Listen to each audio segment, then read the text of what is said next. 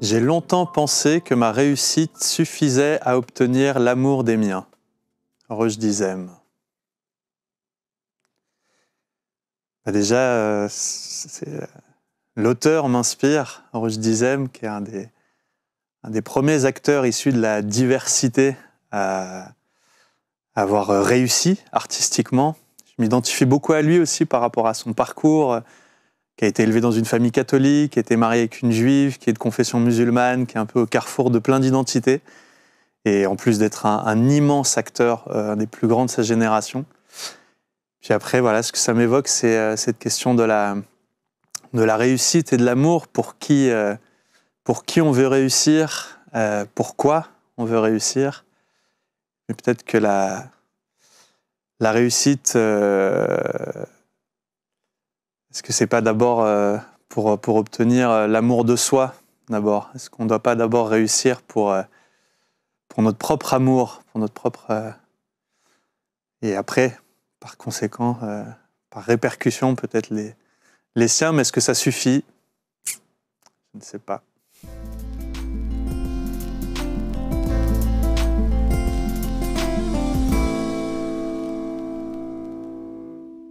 Mehdi Djahadi, bonjour. Bonjour. Merci d'avoir accepté de venir jusqu'à nous.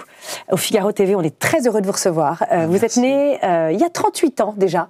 Vous êtes né de parents algériens, musulmans, et vous avez grandi à Saint-Étienne, dans un quartier populaire. Vous avez été délinquant. Vous avez même été une fois devant un contrôle de police. Vous avez sorti votre bateau ivre, Rimbaud, et en même temps, vous aviez dedans, je crois, votre marque-page en barrette de cannabis. C'est ça. Ouais, donc c'est assez sympa. Vous venez de loin, vous venez de près en même temps, parce que votre itinéraire est absolument de plus en plus approfondi, de plus en plus proche de vous-même.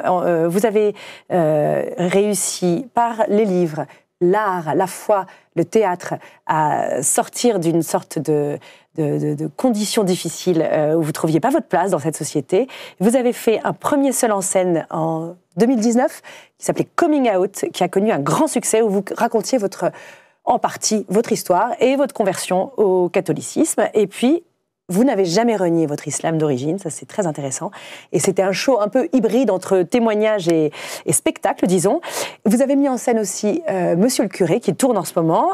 Monsieur le curé fait sa crise et vous vous apprêtez je crois, à remonter sur les planches en janvier autour d'une thématique très passionnante, l'infertilité masculine. Dans la ville, à la ville plutôt, vous êtes marié et vous avez accueilli une petite fille. Mehdi Djahadi, j'ai fait des énormes ellipses dans cette biographie, mais j'ai bon espoir que les questions que je vais vous poser maintenant vont compléter les endroits un peu creux. On va essayer. Qui a incarné dans votre enfance la tendresse? Dans votre enfance?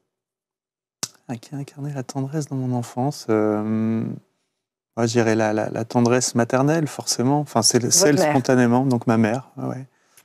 Quel souvenir de retour d'été vous gardiez de votre Algérie d'origine? Ah, les souvenirs de retour d'été. Septembre, vous voyez, vous rentrez à l'école. Ouais. Vous avez passé plusieurs semaines en Algérie. Qu'est-ce que vous... La liberté, parce que du premier jour où on arrivait au village de mon père jusqu'au dernier jour, on ne savait jamais vraiment où j'étais et on s'en fichait parce que j'étais chez le cousin, à droite, à gauche. Et donc il y avait un sentiment de liberté qui nous était autorisé sur ces vacances-là, qu'on avait peut-être un peu moins le reste de l'année. Donc ouais, j'avais vraiment le sentiment d'avoir eu un grand espace de liberté et de jeu pendant 2 mois. Question difficile, pourquoi votre foi s'est-elle soudain approfondie? Parce que j'ai toujours été un chercheur de sens, un chercheur de vérité, et peut-être un explorateur de l'âme, et que du coup ça m'a amené à la fois interroger mon âme et peut-être celle des autres, et donc ça s'est peut-être approfondi au fur et à mesure des années. Ouais. Une rencontre pivot dans ce processus que vous décrivez très bien? Je peux pas en sortir une, mais vraiment plein de rencontres, à la fois humaines, mais aussi spirituelles et littéraires. Il y a des auteurs et autrices qui m'ont marqué tout au long de ce parcours. Donc, ce serait difficile de réduire ça. Mais j'ai l'impression qu'un séjour dans une abbaye a été important pour vous. Ouais, parce que peut-être qu'effectivement, il y a eu quelque chose de mystique qui s'est passé à ce moment-là, un sentiment d'être en connexion avec quelque chose de vivant, bien que représenté par une simple hostie. Et donc oui, ça a peut-être été une des rencontres, parce qu'on parle de rencontres dans la mystique chrétienne face à cette Eucharistie. J'avais l'impression d'être plus que devant de la matière, j'étais face à quelque chose de vivant. À une personne, à quelqu'un. Qu'est-ce que vous diriez à de jeunes musulmans en bas des barres d'immeubles sur le monde catholique ? D'essayer d'aller le découvrir au-delà des clichés qu'on peut en avoir, au-delà de ce que peut nous en raconter l'école républicaine. Moi, j'avais l'impression qu'avant 1789, il pleuvait tout le temps et on avait des seigneurs qui allaient faire des croisades et qu'on devait saluer dans la boue et il faisait noir tout le temps. Je caricature un peu, mais c'est un peu ce qu'on nous transmet à l'école de la République et il y a tout un univers, tout un monde à la fois spirituel, mais aussi de patrimonial qui est à découvrir et voilà, de sortir un peu de soi et d'aller à la rencontre de ce monde-là. Et qu'est-ce que vous diriez à ce monde catholique de ces jeunes garçons et filles au pied des barres d'immeubles ? Plus largement que les jeunes, là aussi, c'est d'aller les rencontrer, d'aller à la rencontre, de sortir de ce qu'on peut dire de ces communautés dans l'espace médiatique et d'aller à la rencontre à la fois en bas des barres d'immeubles, mais dans les mosquées, dans les foyers, dans les entreprises, enfin, d'aller à la rencontre de ces personnes qui sont très souvent soit diabolisées, soit caricaturées. Et voilà, la rencontre permet parfois de dépasser aussi des préjugés. Mehdi Djahadi, avez-vous eu peur d'être à un moment donné catalogué comme le musulman converti au catholicisme ? Est-ce que c'est quelque chose qui vous enferme et qui peut oppresser ? Oui, je l'ai même été malgré moi. Avec le succès du spectacle, on regardait pas tant le parcours de vie, on était vraiment focalisé sur un des fils rouges du spectacle, qui est cette odyssée spirituelle. Et la presse, l'espace médiatique a fait en sorte que ça m'a peut-être cloisonné, ça m'a peut-être fermé des portes, mais moi j'ai jamais voulu être réduit à quoi que ce soit, d'ailleurs, ni le musulman converti, ni le jeune de quartier populaire qui réussit. Moi je suis multiple, sans me renier, donc voilà, j'essaie toujours de sortir d'une case. Oui, vous avez l'air de pas avoir renié cet islam qui est votre source de foi au départ. Et est-ce que vous avez aussi quelque chose qui vous prémunit du syncrétisme ?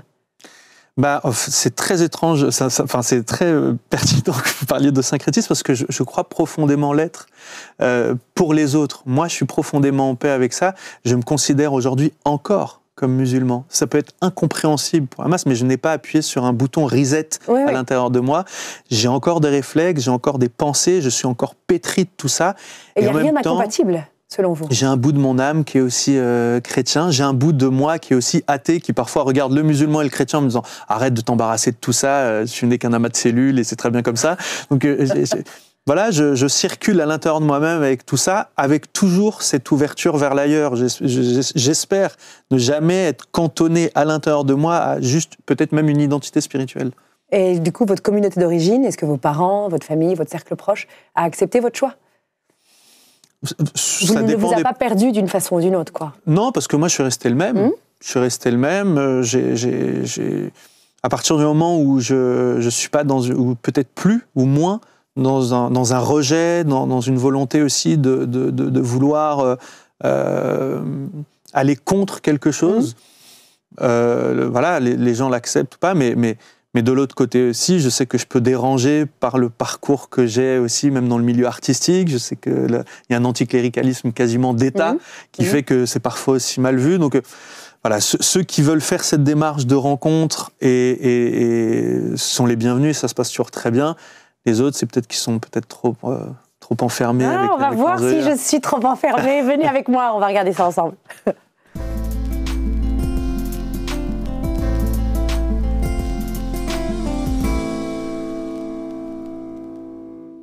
Mehdi Djahadi, merci d'être installé avec moi. Bien installé, confortablement.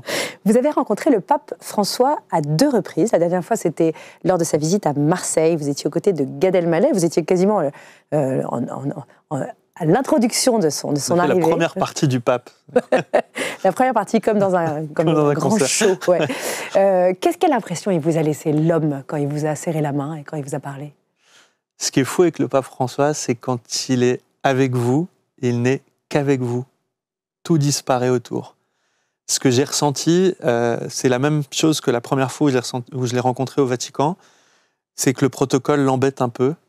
Tout le faste autour, et d'ailleurs il est d'une très grande simplicité, on le sait.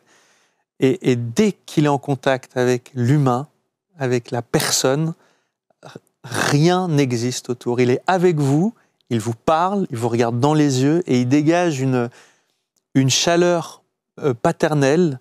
Vous me parliez tout à l'heure de tendresse. Il a une tendresse paternelle qui est...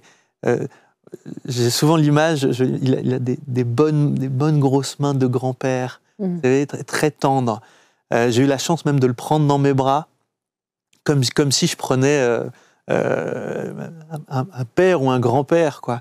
Il y a cette tendresse qui se dégage, cette simplicité, on sent qu'il aime profondément l'homme et qu'il n'y a que ça qui compte. Et moi, je me souviens de la première fois où je le rencontre, je lui pose une question, il ne peut pas y répondre sur le moment, et on se revoit après, et il me répond à la question que je lui ai posée. Et c'était quoi la question?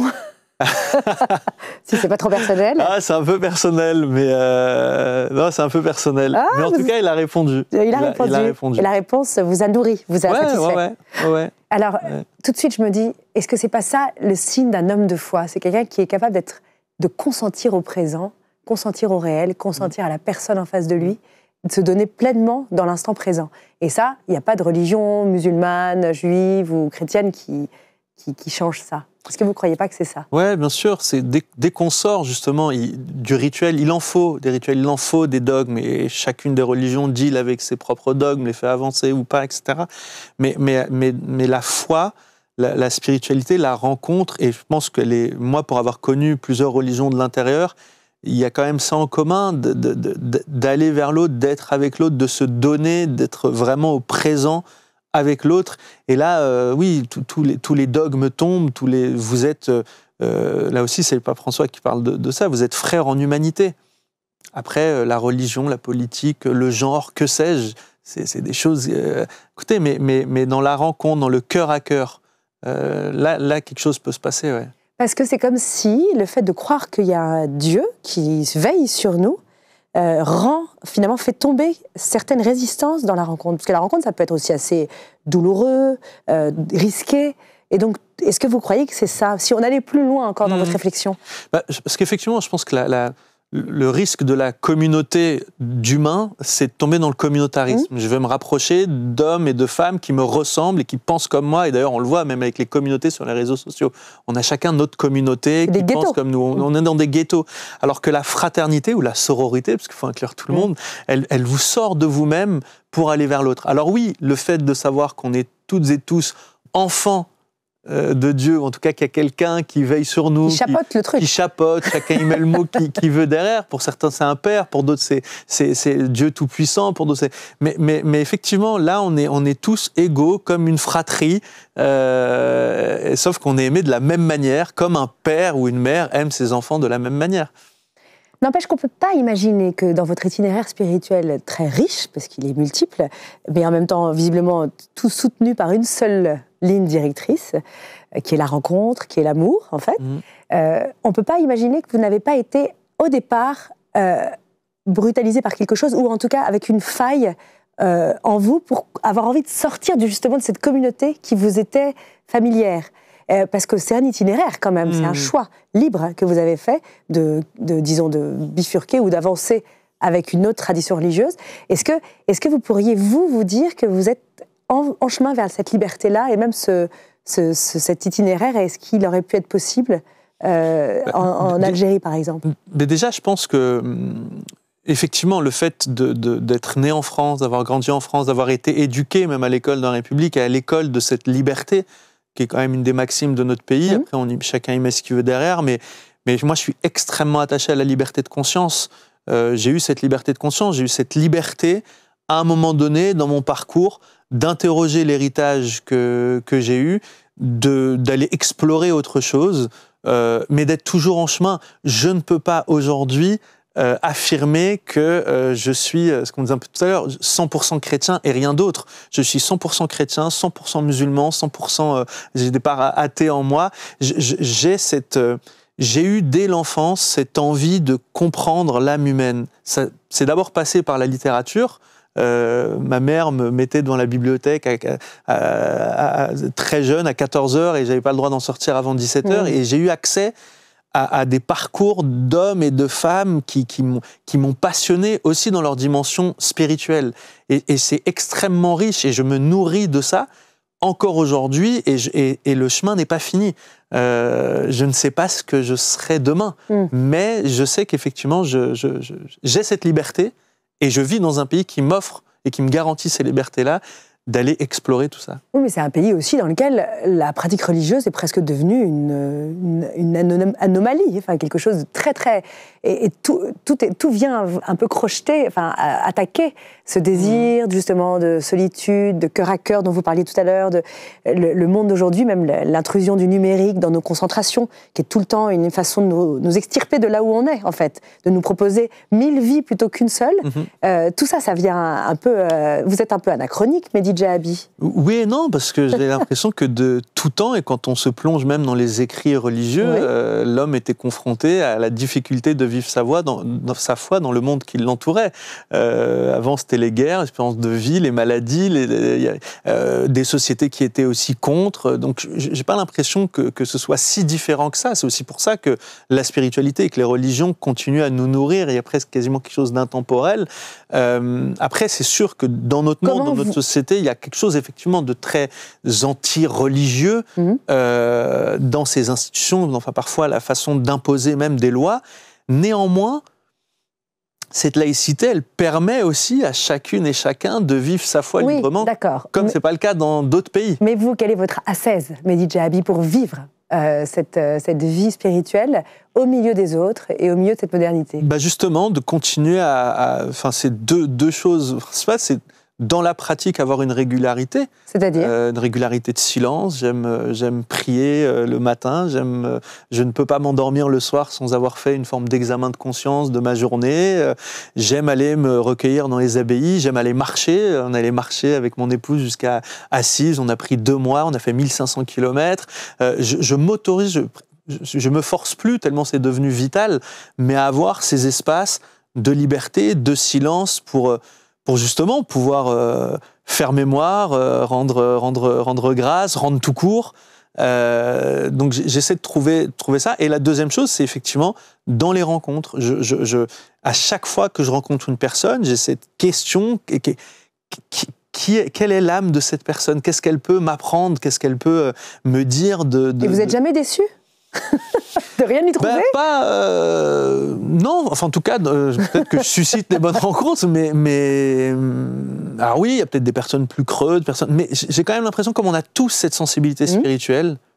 Ça, vous y croyez, que vraiment l'homme est profondément spirituel. Mais on a ce rapport à la transcendance depuis la préhistoire, on se représente la mort, on se pose cette question du pourquoi, cette haute question philosophique de pourquoi l'existence, et chacun y apporte ses réponses.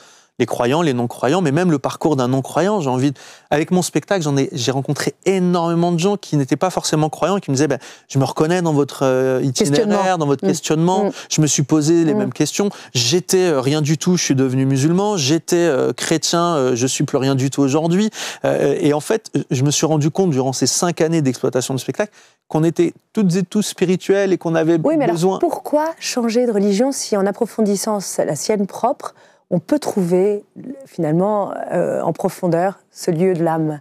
C'est une des raisons pour lesquelles je vous dis que j'ai pas fini d'être en chemin et que là vous répondez pas. Dans le fond, c'est quand même assez. Vous avez dû aussi faire ce choix très très profond, très sûr, quoi. Donc c'est. Mais aujourd'hui, je le questionne ce choix. Ouais. Je m'y suis jeté à corps perdu. Je suis allé au plus profond de ce que ça pouvait être spirituellement et comment ce spectacle m'a même mis dans des positions où il y avait même des tentatives de récupération politique, idéologique et où j'ai été, à un moment donné, le converti de service. Et ça, c'est inacceptable pour vous parce que ça détériore, ça défigure ce que vous vivez. Exactement. En fait. Mais je ne suis pas ça. Et même dans ma spiritualité, il a fallu que j'aille très loin dans cette spiritualité-là.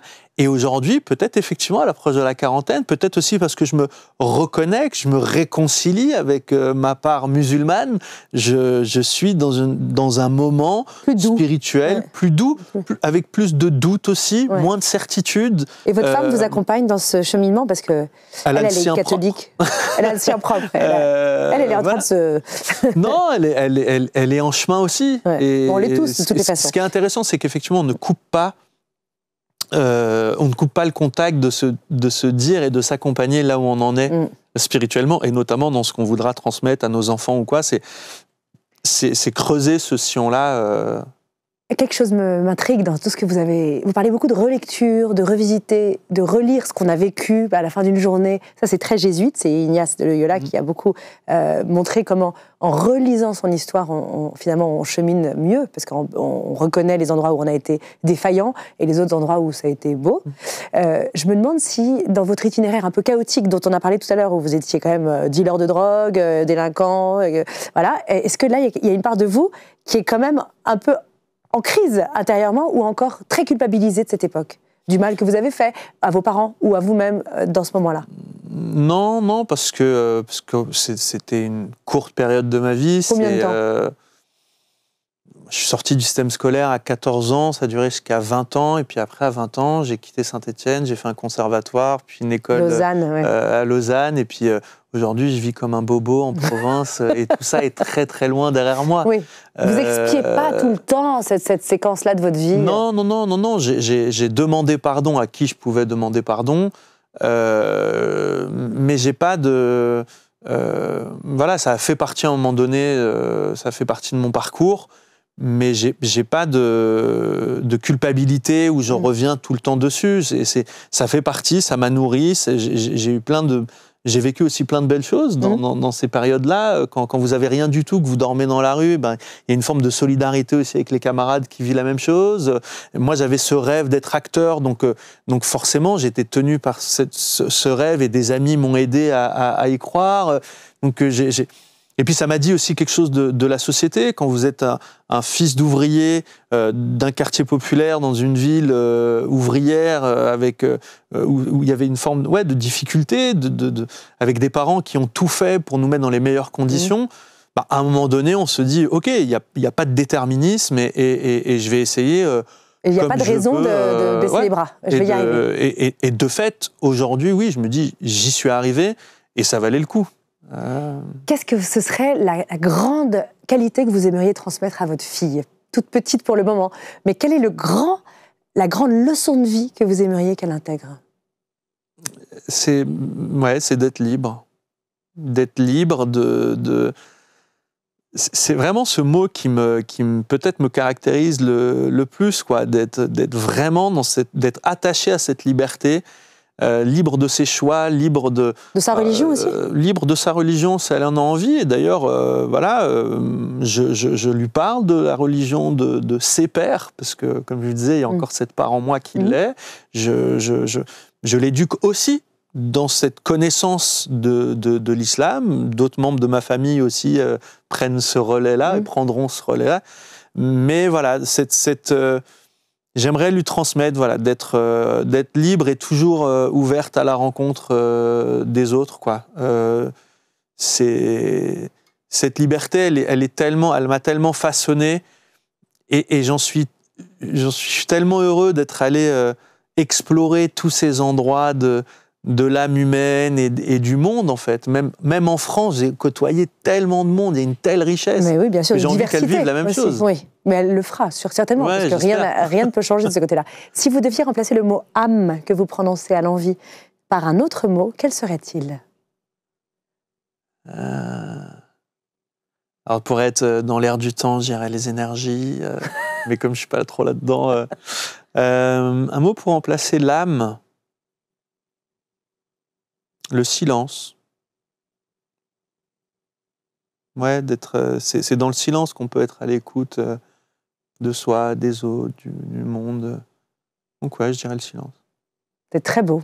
Merci Djahadi. Merci Mehdi Djahadi, pardon. Merci à vous. Je voudrais rappeler que votre spectacle Coming Out est en ligne, je crois. On peut en voir des extraits sur Internet. Oui, on peut voir le spectacle entier. Le spectacle entier. Il y a aussi sur MyCanal la diffusion d'un documentaire qui retrace votre parcours extrêmement riche, 52 minutes, c'est vraiment passionnant, et autour d'un grand concert, d'un grand spectacle à l'Olympia.